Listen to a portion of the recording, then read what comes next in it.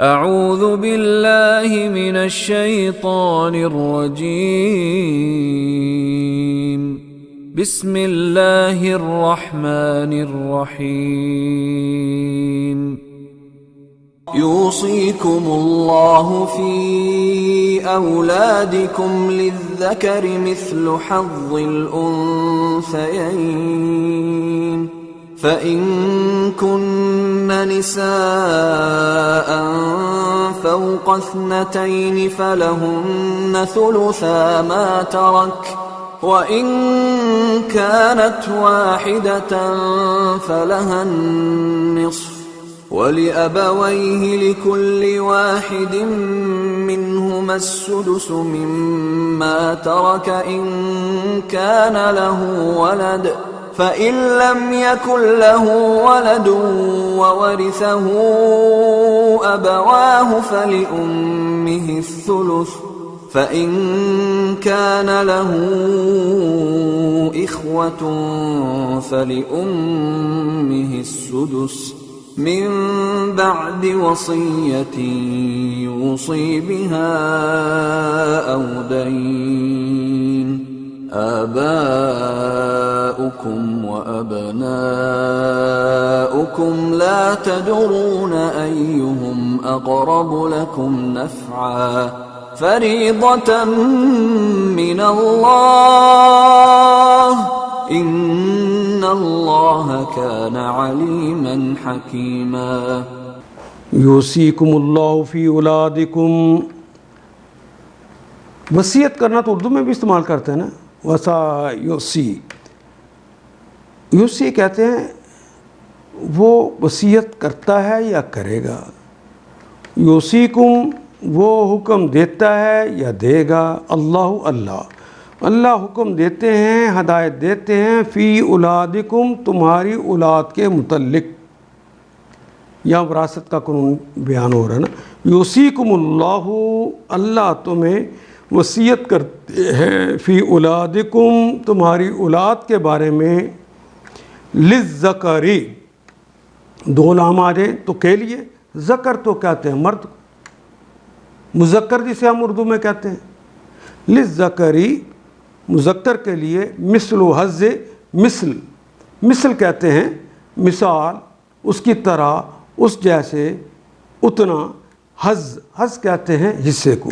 حظ الانثیین انس مذکر اور مؤنث ہم اردو میں بھی استعمال کرتے ہیں.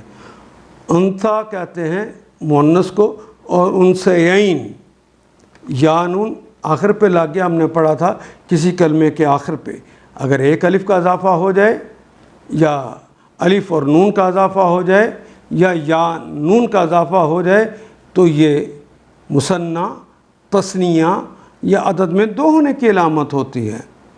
انثیٰ الف نون سے چھوٹی ہے کی علامت کے طور پہ تو یہ دو یہ نقطے لگ گئے. آگے یہ نون مثنیٰ کی علامت ہے. جمع کی علامت بھی تو یا نون ہوتی ہے. ہم نے جمع نہیں کہا، مثنیٰ کا ہے. کیوں؟ اس لیے کہ ہم نے پڑھا تھا یا نون کے نون کے اوپر اگر زبر آ جائے تو یہ جمع ہے، زبر نہ آئے تو مثنیٰ، تثنیہ یا عدد میں دو ہے. تو مثل حظ انثیین دو مؤنثوں کے برابر، مردوں کا حصہ ہے دو عورتوں کے برابر. اگر عورت کو ایک حصہ ملے گا تو مرد کو دو حصے ملیں گے. یوصیکم اللہ فی اولادکم للذکر مثل حظ الانثیین مردوں کا حصہ دو عورتوں کے برابر ہے. فَإِن كُنَّ نِسَاءً پس ان اگر کن کا مطلب ہونا، اور ایک نون اس میں اور شامل کر دیا جو نون نسوہ کہلاتا ہے. چونکہ عورتوں کی بات ہو رہی ہے تو کن نہیں کہا، کنہ کہا ہے. ایک نون نسوہ ہے. یہ نون نسوہ جو ہے، پہلا نون کن کا اور نسوہ کا نون، اس کو شد کے ساتھ اکٹھا کیا گیا ہے. فَإِن كُنَّ نِسَاءً اگر ہوں عورتیں، فوق اثنتین دو سے زائد ہوں، دو ہوں تو وہی معاملہ رہے گا کہ دو عورتوں کی نسبت جتنا 2 عورتوں کو ملے گا اتنا ایک مرد کو ملے گا. لیکن اگر عورتیں ہی ہوں اور عورتیں 2 سے زائد ہوں فَلَهُنَّ ثُلُثَا، تو 2/3 حصہ ان عورتوں کو برابر برابر ملے گا. اگر وہ مثال کے طور پر مر گیا ہے باپ تو اس کی بیٹیاں ہیں 2 سے زائد ہیں، تو ان 2 سے زائد ہو گئیں، 3 4 ہیں، ان سب کو برابر برابر ملے گا 2/3 کو، ٹوٹل کا 2/3، ثلثا 2/3. ماں تارا کا، ماں جو کہ تارا کا، جو کہ وراثت چھوڑی ہے، جو پیچھے انہوں نے مال چھوڑا ہے اس کا 2/3، ٹوٹل کا 2/3. وہ ان کانت، وہ کا مطلب اور، ان کا مطلب اگر، کانت اگر ہے، واحدتاً اگر ایک ہی ہے، فلہا نصف تو اس کے لیے ہے آدھا. ولی ابویہ، وہ اور لام کے لیے، ابویہ والدین کے لیے، والدین والدہ ہو یا والد ہو دونوں کے لیے، لکل لام کے لیے، کل دونوں کے لیے، تمام کے لیے، واحدہ لکل واحدہ تو دونوں میں سے ہر ایک کے لیے ہے، منہما من سے ہما دونوں میں سے، السدس 1/6. جنہوں نے والدین نے اپنی اولاد پیچھے چھوڑی ہو، ان کے بیٹے اور بیٹیاں ہوں، تو دونوں میں سے جو بھی ہوگا اس کو 1/6 حصہ ملے گا. مما جو کچھ تارا کا، جو کہ وراثت تھی، ان کانا، ان اگر، کانا ہے، لہو اس کے لیے، ولدن ولد اس کے لیے اگر بیٹا ہے، فَإِن لَمْ يَكُنْ یعنی ولد سے مراد اولاد، اگر اولاد ہے تو ان دونوں کو 1/6 ملے گا، ماں کو بھی اور باپ کو بھی. ابویہ لکل واحد منہما سدس 1/6 ملے گا. فَإِن لَمْ يَكُنْ پس ان اگر، لم یکن لہو ولدن اور اگر ان کی اولاد نہ ہو، وَوَارِثَہُ اور وہ وراثت دے، ابواہ اپنے اپنے باپ کو، فَلِأُمِّهِ تو اگر ماں ہے باقی تو ثلث تو اس کو 1/3 ملے گا، پھر اب اسے 1/3 ملے گا. فِن کَانَ لَهُ اِخْوَةٌ پس ان اگر، کانا ہے، لہو اخواتن اگر اس کے بھائی ہیں، فَلِأُمِّهِ یعنی اگر، تو فِن کَانَ لَهُ وَلَدٌ اگر ایک ہی ہے تو ان کو ملے گا، امی کو ملے گا تیسرا حصہ، ثلث 1/3. فَإِن کَانَ لَهُ اگر ان کے ہیں، اخواتن بھائی، فَلِأُمِّهِ سدس تو پھر ماں کو ملے گا 1/6، پھر 1/3 نہیں رہے گا. یعنی فَإِن كُنَّ نِسَاءَ فَوْقَ اثْنَتَيْنِ فَلَهُنَّ ثُلُثَا اگر میت کے وارث 2 سے زائد لڑکیاں ہوں تو انہیں ترکے کا 2/3 حصہ دیا جائے گا، یعنی 2/3 دیا جائے گا ترکے میں سے. وَإِن كَانَتْ وَاحِدَةً فَلَهَا نِصْفُ اگر ایک ہی لڑکی وارث ہو تو آدھا ترکہ اس کا ہے، فَلَهَا نِصْفُ تو پورا آدھا ترکہ اس ایک لڑکی کا ہوگا. وَلِأَبْوَيْهِ كُلِّ وَاحِدٍ مِّنْهُمَا سُدُسٌ اگر میت صاحب اولاد ہو تو اس کے والدین میں سے ہر ایک کو ترکے کا 6واں حصہ ملنا چاہیے، 1/6.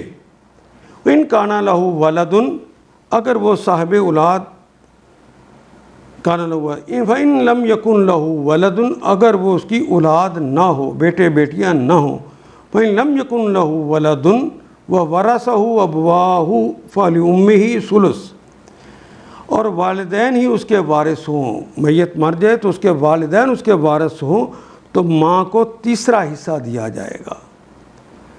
فَإِن كَانَ لَهُ إِخْوَةٌ اگر میت کے بہن بھائی بھی ہوں، وَإِن كَانَ لَهُ یعنی لہو لام کے لیے، ہو سے مراد وہ میت ہے، اس میت کے اگر ہوں اخواتن بہن بھائی بھی، فَأُمِّهِ پھر ماں کا حصہ ہوگا سدس، چھٹا حصہ، وہ چھٹے حصے کی حقدار ہوگی ممبا. لیکن یاد رہے کہ یہ جو وصیت ہے من بعد وصیت، من سے بعد، اس کے بعد وصیت، وہ جو 1/3 حصہ وصیت کرنے کے لیے کہا گیا ہے، اس وصیت کے بعد کہ جو غیر وارث ہیں، جو غیر وارث ہیں ان میں سے ان کو کچھ حصہ دینا. یوسی بیہا، جس کی اس نے وصیت کی ہو، وسا یوسی، اس نے اس کی وصیت کی ہو، بیہا اس کے متعلق، او دین، یا میت کے اوپر کچھ دین، دین کہتے ہیں قرض کو، مرض کے اوپر میت کے اوپر کوئی قرض ہو تو وہ قرض پہلے ادا کر دینے، اور جو وصیت کی گئی ہے اس کو دے دینے کے بعد جو بچے گا وہ ورثہ کہلائے گا، اور وہ اس طرح تقسیم ہوگا.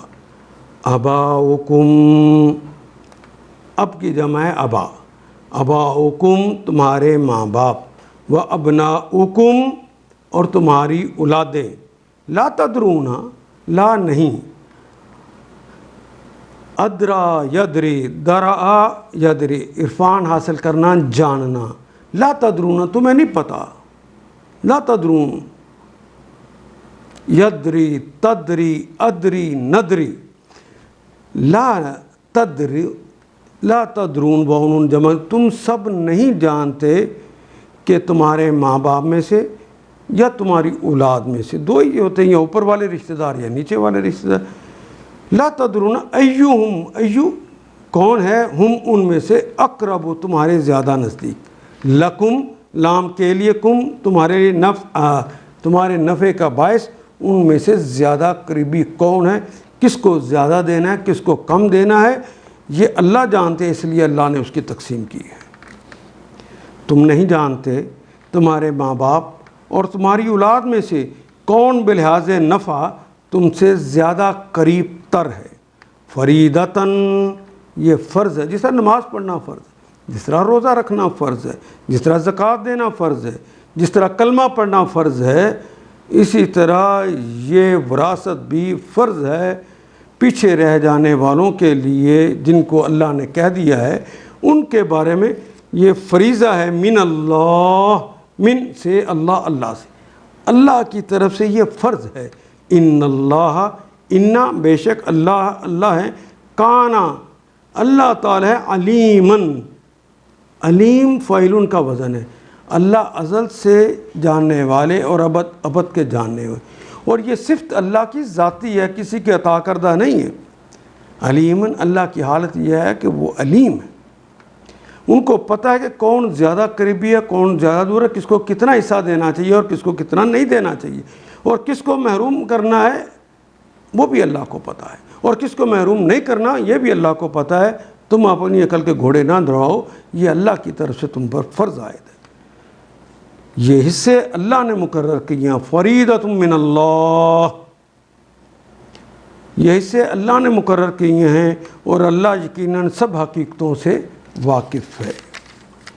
حکیمہ، اور سب کی حکیم بھی ہے، دانش بھی ہے، وہ جانتا ہے، اس کی مصلحتوں کو پہچانتا ہے کہ کس کو زیادہ دینا چاہیے، حکمت ہے، اور کس کو کم دینا چاہیے، یہ اس کی حکمت ہے، یہ وہ جانتا ہے، اس لیے اس نے تقسیم کروائی ہے. ان آیات کو ایک دفعہ پھر تلاوت خود کیجیے، عربی مبین پڑھتے ہوئے دیکھیے، کیا بات پوری اندر اتر رہی ہے؟ کیا یہ اردو کے سانچے میں ڈھلتی گئی ہیں عبارتیں؟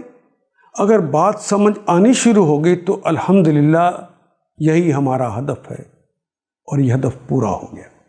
اللہ میرا اور آپ کا حامی و ناصر. الف لام